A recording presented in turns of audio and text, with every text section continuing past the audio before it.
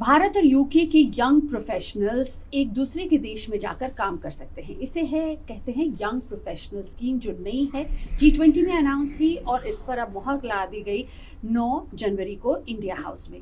क्या है ये स्कीम और इसके तहत क्या कर सकते हैं यंग प्रोफेशनल्स, इसके बारे में हम बात करेंगे हासिल मक्कड़ के साथ, जो इमिग्रेशन एक्सपर्ट हैं और ख़ुद भी यंग प्रोफेशनल रहे हैं। 23 साल की उम्र में आपने सोलिसिटरशिप हासिल करी और आपने प्रैक्टिस शुरू करी, अपनी ग्रेजुएट हुए, one of the youngest if I can say. हाँ, थैंक यू। टेल मी, इस स्कीम के बारे में ओवरव्यू बताएं, क्या है? पहले तो मैं कहूँगा कि एक बहुत ही इम्पोर्टेंट स्कीम और अनाउंसमेंट है। पहली बार एक वीज़ा कंट्री जो कंट्री जिनको यहाँ पे यूके में आने के लिए वीज़ा चाहिए, तो उनको इसका पार्ट बनाया गया। अभी तक ऑस्ट्रेलिया, न्यूजीलैंड, जापान जैसी कंट्रीज़ है जिनको विजिटर वीज़ा की रिक्वायरमेंट नहीं होती, तो इंडिया को पहली कंट्री में पार्ट बनाना एक बहुत बड़ी बात है अपने आप में। ये स्कीम पहले भी इसको वर्किंग हॉलीडे मेकर या यूथ मोबिलिटी कहते थे, अभी इसको थोड़ा सा चेंज करके अलाउ करेंगे यंग प्रोफेशनल मतलब जो ग्रेजुएट हैं, जिनके पास डिग्री है, यूके में आएँ और काम करें विदाउट स्पॉन्सर। तो ये इंपॉर्टेंट बात है कि कोई एम्प्लॉयर स्पॉन्सर लेटर होना ज़रूरी नहीं है। यहाँ पे अगर आप सिलेक्ट हो जाते हैं, आके काम कर सकते हैं। सिमिलरली यूके के बंदे ग्रेजुएट्स जो हैं वो इंडिया जाके काम कर सकते हैं इसी स्कीम के अंदर, वहाँ का एक्सपीरियंस करने के लिए, वहाँ पे अपना वर्क एक्सपीरियंस गेन करने के लिए।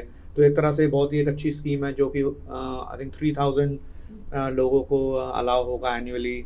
अभी फुल डिटेल्स अनाउंस होंगी इमिग्रेशन रूल्स में, लेकिन जहाँ तक अभी मेमोरेंडम साइन हुआ है तो एक तरह से मूव फॉरवर्ड कर रहा है। पिछले साल भी कह रहे थे करेगा, तो अब होपफुली बहुत जल्दी अनाउंसमेंट आएगी। जी। तो 18 से 30 साल के 18 से 30 साल डिग्री होनी चाहिए। हाँ। यही मेन अभी तक जो लग रहा है रिक्वायरमेंट्स होंगी। और स्पॉन्सरशिप लेटर नहीं होना ये बहुत बड़ी बात है। हाँ, वो बहुत, क्योंकि वो ढूंढने में लोगों को तकलीफ होती है, तो आपको स्पॉन्सर नहीं ज़रूरत है।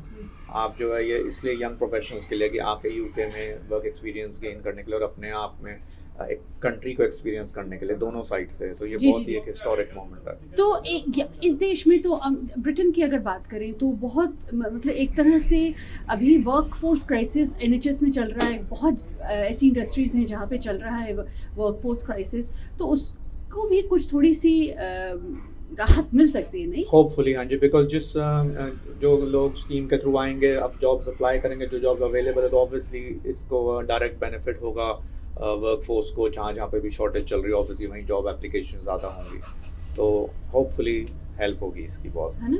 और आशा क्या है कब तक आने की? कहना ये मुश्किल है। मे बी अगले 1-2 महीनों में कोई अनाउंसमेंट आए, और ऑब्वियसली पता लगेगा जब इमिग्रेशन रूल्स अनाउंस होंगे पार्लियामेंट के अंदर। जी। बहुत बहुत धन्यवाद आपका। हासिल मक्कड़ हमारे साथ जो इमिग्रेशन एक्सपर्ट हैं, उन्होंने बताया कि ये जो 18 से 30 साल की यंग प्रोफेशनल स्कीम जिसका MOU साइन हुआ है, उसके तहत बिना स्पॉन्सरशिप लेटर के आप एक दूसरे के देश यानी यूके और भारत में जाके काम कर सकते हैं, काम ढूंढ सकते हैं। और ये बहुत बड़ी बात है। और इंडिया पहला वीज़ा नेशनल कंट्री है जिसमें वीज़े की रिक्वायरमेंट है, और उसके बावजूद इस तरह का वीज़ा लाया जाएगा। तो ये एक नई कैटेगरी होगी। इसके क्या रूल्स होंगे आने वाला वक्त बताएगा, लेकिन ये यकीनन कहा जा सकता है कि जो लिविंग ब्रिज हमारे प्रधानमंत्री मोदी जी ने कहा और कहते आए हैं, उसको सशक्त करने का ये बहुत पुख्ता प्रयास है। वीडियो पसंद आया तो हमें लाइक, कमेंट, शेयर और सब्सक्राइब जरूर करें।